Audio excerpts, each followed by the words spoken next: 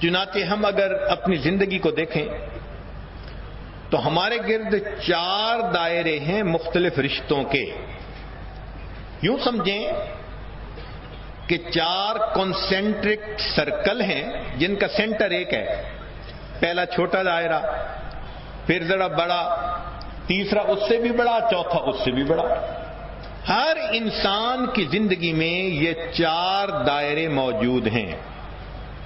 سب سے پہلا دائرہ یہ گھر کے لوگوں کا دائرہ ہے. وہ لوگ جو بلڈ ریلیٹو ہیں، اس کو کہتے ہیں نسب کا دائرہ. سیم بلڈ، آپس میں ریلیٹیوز ہیں. چنانچہ شریعت نے کہا کہ جو آپس میں نسب کے رشتہ دار ہوں وہ ایک دوسرے سے رشتہ داری کو جوڑیں. اللہ تعالیٰ اس کو پسند فرماتے ہیں. شریعت نے گھر کے سب لوگوں کو ایک دوسرے کے ساتھ محبت و پیار سے زندگی گزارنے کی تعلیم دی. اولاد کو ماں باپ کے حقوق سکھائے، ماں باپ کو اولاد پر شفقت سکھائی. ایک ایک انڈیویجول کے بارے میں شریعت نے فضیلت بتائی. ذرا سنیے. ماں کے بارے میں فرمایا الجنت تحت اقدام امہاتکم، جنت تمہارے لیے ماں کے قدموں کے نیچے ہے. اب بتائیے کہ جس شخص کو یہ تعلیم دی گئی کہ جنت ماں کے قدموں کے نیچے، وہ اپنی ماں کی کتنی رسپیکٹ کرے گا، کتنا اوبے کرے گا اس کو. اور پھر ساتھ یہ بھی کہا کہ جس طرح اللہ رب العزت اولیاء اللہ کی دعاؤں کو قبول فرماتے ہیں، ماں اگرچہ بے عمل ہو اولاد کے بارے میں اس کی دعاؤں کو اسی طرح قبول فرما لیتے ہیں. اس لیے کہتے ہیں کہ ایک بزرگ تھے، ان کی والدہ فوت ہو گئی. اللہ رب العزت نے انہیں الہام فرمایا کہ میرے بندے ذرا سنبھل کے رہنا، جس کی دعائیں تیری حفاظت کرتی تھیں وہ ہستی اب دنیا سے چلی گئی ہے. اس لیے کہتے ہیں ماں کی دعا جنت کی ہوا. پھر اس کے بعد والد کا درجہ. حدیث مبارکہ ہے رضا الرب فی رضا الوالد، کہ باپ کی خوشی میں اللہ رب العزت کی خوشی موجود ہے. جس نے اپنے والد کو راضی کر لیا گویا اس نے اپنے پروردگار کو راضی کر لیا. کیا مقام دیا ہے والد کو شریعت نے. پھر میاں بیوی کا تعلق ہے تو خاوند کے بارے میں نبی علیہ السلام نے فرمایا لو امرت احدا ان يسجد لاحد لامرت المرأة ان تسجد لزوجها.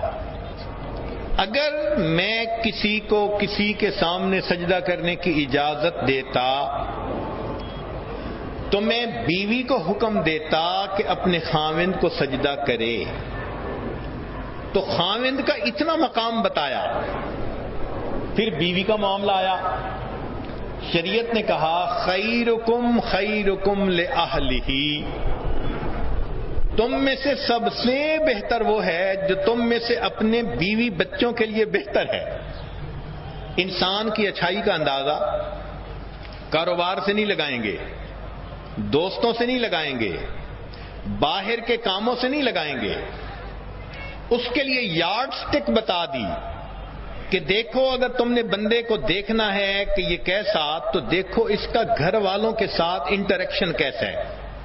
اگر محبت پیار کے ساتھ رہتا ہے تو یہ اچھا انسان، اور اگر نہیں تو یہ برا انسان. چنانچہ حدیث مبارکہ ہے کہ جب خاوند اپنی بیوی کو دیکھ کر مسکراتا ہے، بیوی اپنے خاوند کو دیکھ کر مسکراتی ہے، اللہ رب العزت ان دونوں کو دیکھ کر مسکراتے ہیں.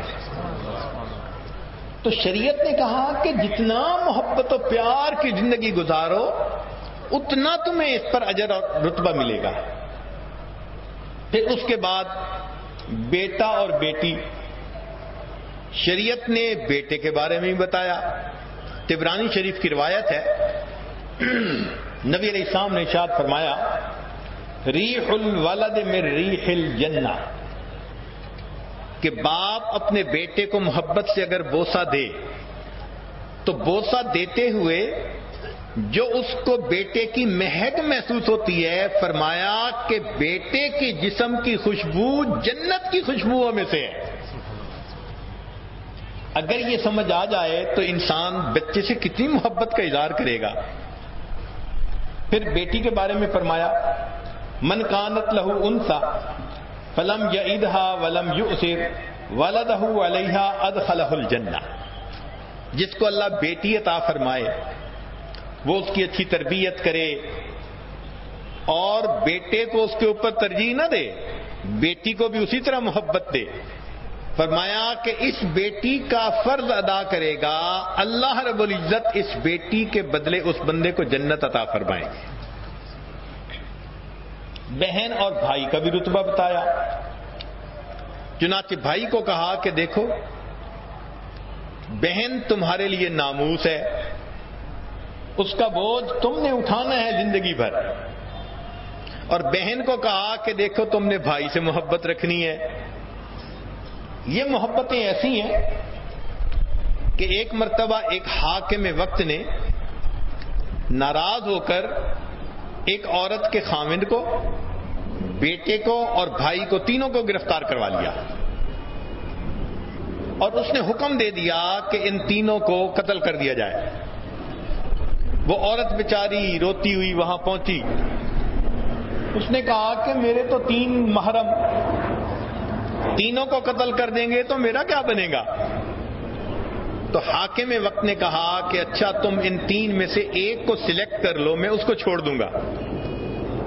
وہ ایکسپیکٹ کر رہا تھا کہ یہ خاوند کو چنے گی، اور اگر خاوند کو نہ چنا تو بیٹے کو چنے گی، ماں ہے۔ عورت نے تینوں پر نظر ڈالی اور اپنے بھائی کو چنا، تو حاکم وقت بڑا حیران ہوا، اس نے کہا کہ تم نے بیٹے اور خاوند کو چھوڑ دیا؟ تو عورت نے جواب دیا کہ میرا خاوند اگر مجھ سے جدا ہو گیا، اللہ میرے لیے نصیب بنائیں گے کوئی دوسرے نکاح کی صورت نکل آئے گی، بیٹا مجھ سے جدا ہو گیا، جب میرا دوسرا نکاح ہوگا اللہ پھر مجھے کوئی بیٹا عطا فرمائیں گے، میرے والدین دنیا سے چلے گئے، اب میرا کوئی دوسرا بھائی دنیا میں نہیں ہو سکتا۔ اس عورت کا جواب اس کو اتنا پسند آیا، اس نے تینوں مردوں کو چھوڑنے کا حکم دے دیا۔ تو شریعت نے کہا کہ بہن بھائی جو سگے ہیں وہ بھی ایک دوسرے کے ساتھ محبت کی زندگی گزارے۔ پھر بھائیوں کا آپس کا تعلق، شریعت نے کہا حق و کبیر الاخوۃ علی الصغیر کا حق الوالد علی الولد، جس طرح باپ کا رتبہ بیٹے پر ہوتا ہے، بڑے بھائی کا رتبہ چھوٹے کے اوپر ایسے ہوا کرتا ہے۔ اب اگر آپس میں بھائی اس طرح محبت و پیار سے رہیں تو ہمارے گھر تو جنت کے نمونے بن جائیں۔ تو شریعت نے ہر فرد کی اہمیت بھی بتائی اور کہا کہ تم ایک دوسرے سے محبت و پیار کی زندگی گزارو، لہذا یہ زندگی کا سب سے کلوز سرکل ہے، اس کو کہتے ہیں نسب کا دائرہ، اور آپس میں ان کا تعلق رکھنا اس کو صلہ رحمی کہتے ہیں۔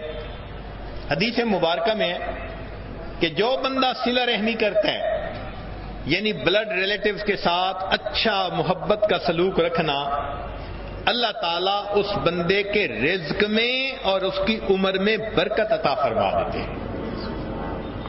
ایک حدیث مبارکہ میں کہ جو شخص رشتوں کو جوڑتا ہے اللہ تعالیٰ اس بندے سے اپنا رشتہ جوڑتے ہیں۔